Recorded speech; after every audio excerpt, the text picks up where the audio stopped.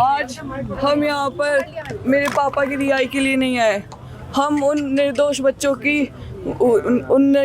के परिजनों की न्याय के लिए मांग के लिए आए हैं। अगर उन बच्चों को न्याय नहीं मिलता और मेरे निर्दोष पापा को जेल में ये फंसाए रखते हैं, तो हम आने वाले दिनों में महाविधानसभा घेराव करेंगे और इतनी भीड़ करेंगे कि राजस्थान में कभी किसी नेता ने इतनी भीड़ नहीं करी होगी। Very good, very good. आपने बहुत पसीने बहाए हैं।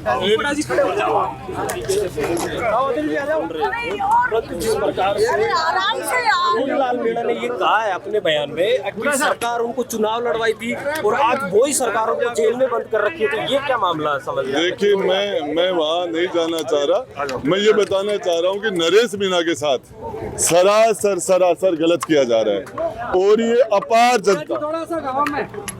अपार ये जनसमूह है। आपको बताना चाह रहा हूँ कि सरकार के लेने के देने पड़ जाएंगे, लेने के देने।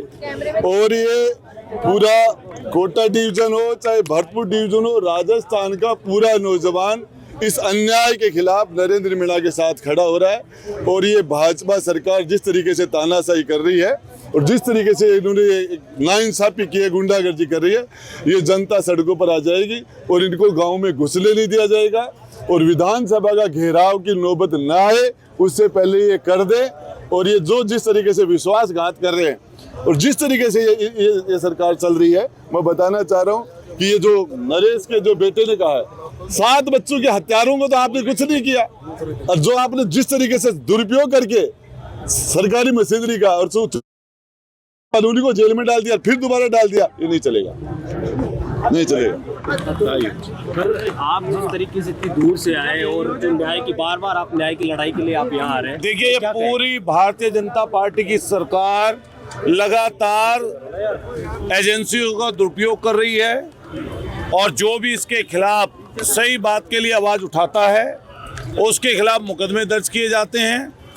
ये अभी लेटेस्ट उदाहरण आज जिस चीज के लिए 1 दिवसीय धरना था, सत्याग्रह था, वो आपको सबके सामने समझ में आया होगा।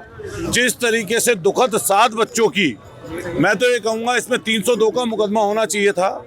पूरे देश ने इसमें दुख व्यक्त किया और उसके बाद जब शांतिपूर्वक तरीके से धरना चल रहा था, जिसका नेतृत्व तो नरेश मीणा कर रहे थे, जो कुछ दिन पहले जेल से जाप्ता सहकर छूट कर आए थे, उनको वापस जेल भेज दिया गया। आज उनके दोनों, एक बेटा और भतीजा, सब मासूम बच्चे सहित पिताजी और तमाम जातियों के लोग इकट्ठा होकर यहाँ पर राजधानी में धरना प्रदर्शन किया 1 दिन का। ये इस बात का जीता जागता सबूत है कि आने वाले समय पर बड़ी लड़ाई इसकी होगी, न केवल जयपुर बल्कि देश के अलग अलग हिस्सों में इस लड़ाई को आगे बढ़ाया जाएगा। मैं आप सब लोगों से यही कहना चाहता हूँ, आपके माध्यम से सरकार को हम चेताना चाहते हैं कि सरकार सचेत हो जाए कि आने वाले समय पर विधानसभा का महाघेराव होगा।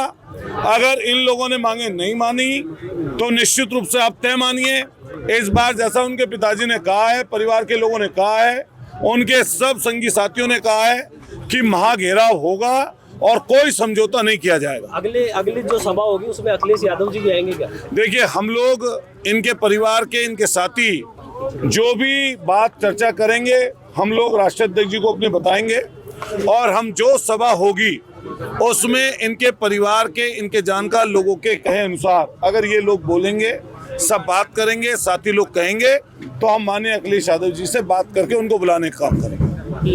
क्या समय तय किया गया? समय तारीख अभी तय नहीं की गई है। 1 सितंबर से विधानसभा का सेशन चलने वाला है, संख्या लाखों की रूप में पहुंचेगी और आप देखिएगा महिला, पुरुष, बच्चे, नौजवान, हर व्यक्ति इसमें शामिल होगा और ये घेराव नहीं, माँ घेराव होगा।